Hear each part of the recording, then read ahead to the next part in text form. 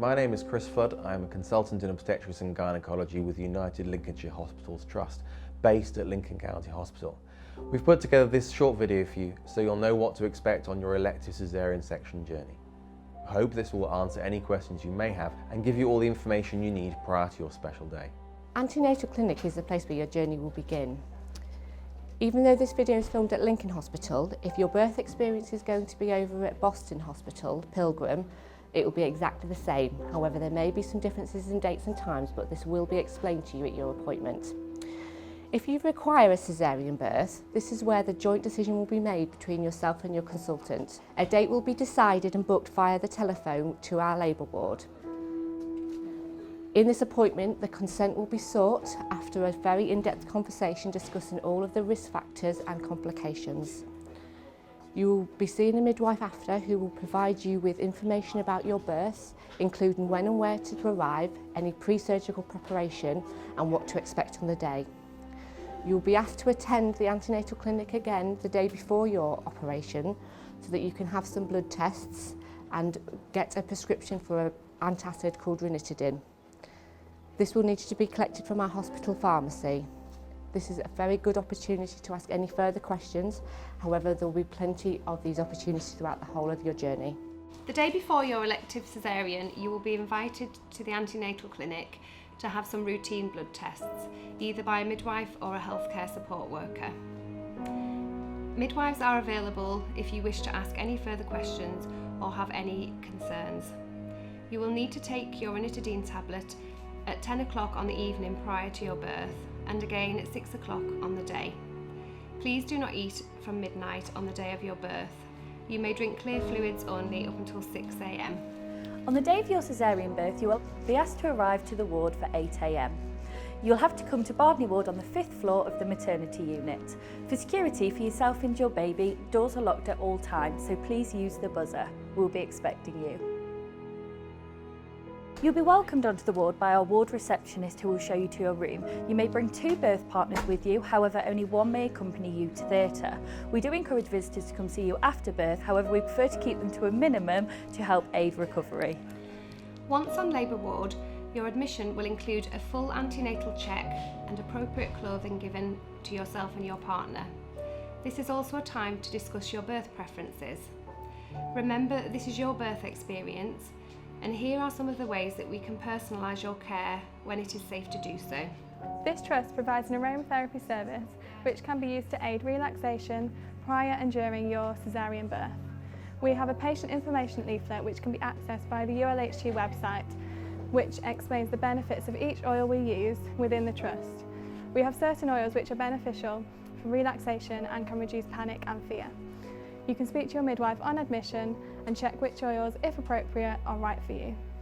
We also encourage you to bring your phone or camera so your birth partner can capture some special moments. We recommend and facilitate uninterrupted skin-to-skin contact, as well as delayed cord clamping, which has many benefits for you and your baby. You may also watch the birth of your baby if you wish to, by lowering the drape at the time of birth or through a special clear drape. Whilst being prepared for theatre, the doctors and anaesthetists will come and meet you. This is a further opportunity to ask any questions before we arrive in theatre. We cannot give you a specific time for your birth, as emergency situations may arise on the ward that cause delays, and in some rare cases your elective caesarean may be postponed for the next day.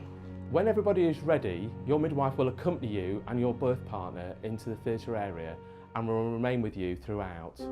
Here you will meet other members of the theatre team. Theatre can be overwhelming because there are lots of people, bright lights, and it can be quite noisy at times. There will be a surgical team, an anaesthetic team and the midwifery team, all working together to ensure the safety of you and your baby. Hello, my name's Mark Turner. I'm one of the anaesthetic consultants here at Lincoln County Hospital. Anaesthetists are doctors that specialise in all aspects of anaesthesia and pain relief. Most women will have what's called a spinal anaesthetic. This is an injection in the bottom of your back. This makes you go numb from the middle of your chest downwards. This means that you will be awake for the surgery, and this is the preferred option. We will be with you throughout the operation, monitoring you continuously and addressing any concerns or issues that may arise. We will also see you the day after the operation as part of routine follow-up. A midwife will then insert a urinary catheter that will remain in place until you are mobile and eating and drinking normally post-birth. When all the team are ready, a final checklist will be completed to ensure everyone is aware of any special requirement and ensure equipment is checked and is all complete. Once we leave this, we move through to the recovery area where we keep an eye on your observations, we make sure that you're tolerating diet and fluid, we encourage baby to be skin to skin to help with your initiating your breastfeeding, and we'll give you any help that's required to get the breastfeeding started. Once in recovery, we will monitor your blood loss, which will be similar to a heavy period initially and reduce in the coming days. You will have a catheter in situ as you will have limited movement in your legs for a few hours post-birth. This will usually stay in until the morning. A special dressing will be placed over your wound, which will be removed by your community midwife. Your midwife will perform an initial baby check and weigh your baby. A full paediatric check, which is a more in-depth examination of your baby, will be carried out the next day on the postnatal ward. Following transfer to the postnatal ward, it's important that when you're ready you begin to try and mobilise. This will aid your recovery and prevent blood clots in your legs. Your catheter is normally removed the morning after your elective caesarean birth. It is important to drink plenty of fluids and you will be asked to measure your first urine output. Regular pain relief will be available and we will continue to support your feeding choices. Some people may feel ready to leave after one night. However, the average stay is 48 hours. But it is important to remember that recovery is individual to you. Partners can stay on the ward with you to offer support and to help you unite as a family. Prior to discharge, a blood test will be taken to check your iron levels. We also provide a blood thinning drug given once a day through a small injection in your abdomen. This is important to prevent blood clots, which you may be more susceptible to post-surgery. The discharge process can be lengthy as the ward does get very busy, but it is extremely important that you only go home when you are ready and confident with your baby. Once you do get home, the community midwives will continue to offer you support. We hope this video has given you an understanding of the elective caesarean section birth process.